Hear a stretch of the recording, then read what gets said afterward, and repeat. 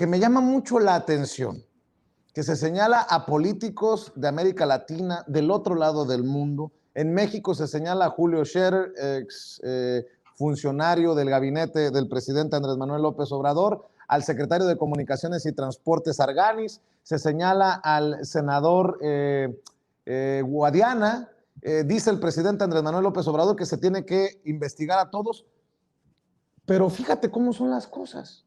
No hay hasta el momento un solo político estadounidense señalado de tener dinero offshore, de utilizar esta triangulación para evadir impuestos.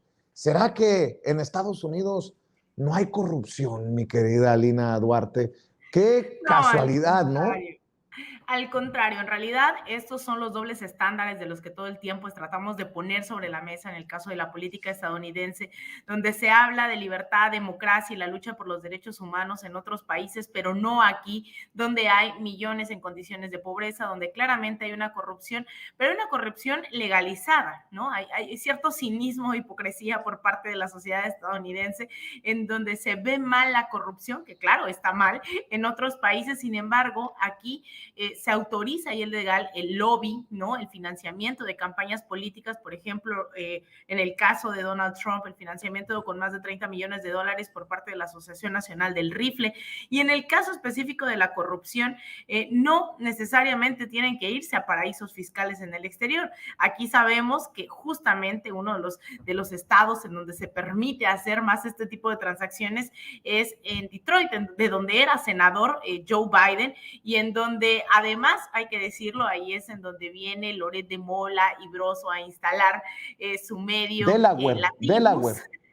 En Delaware, perdón, exactamente, en donde hay muchos paraísos y ahí se sabe que hay varias de estas empresas que no necesitan salir de Estados Unidos para llevar a cabo todo este tipo de transacciones que en nuestros países definitivamente, incluso, ¿no?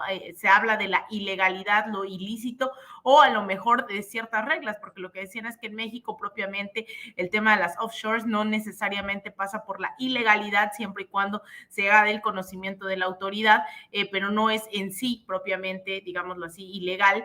En el caso de Estados Unidos, pues es algo común, por así decirlo, que haya este tipo de empresas dentro del mismo país. Entonces, ahí hay un tanto de hipocresía en el caso de estas nuevas revelaciones, ¿no? Y en general de la vida pública de este país, Vicente.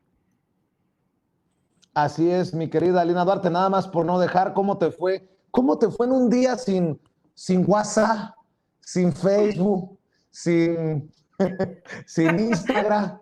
¿Cómo te fue? Mira, yo la verdad es que siento que mi vida, la mayoría está en Twitter, entonces ahí, por fortuna no se cayó, ya estaba fallando y ahí sí ahí ya estaba yo preocupada, empezó a fallar ahí Twitter, pero definitivamente, ¿no? Habla de la dependencia que tenemos a las redes sociales, independientemente de para qué las usemos, en este caso para seguir este tema, ¿no? Que también muchos especulaban si la revelación de estos documentos, de estas filtraciones tenían algo que ver con la caída de todas las aplicaciones, pero también, Vicente, hay que decirlo, ¿no? Esta desigualdad estructural en la cual vivimos, ¿no? Este sistema en el cual hay millones de personas viviendo en las calles en condiciones de pobreza y los grandes dueños de estas aplicaciones, específicamente Mark Zuckerberg, perdiendo miles de millones de dólares por unas cuantas horas de las caídas de estas aplicaciones. De eso estamos hablando en este sistema totalmente desigual. Entonces, bueno, seguramente los recuperará pronto Mark Zuckerberg, pero bueno, definitivamente esto causó un revuelo hoy entre varias generaciones que no teníamos acceso a distintas aplicaciones. Y me queda claro, nada más para que te vayas con una sonrisa en el rostro o con un sentimiento de zozobra, dependiendo de cómo veas esto.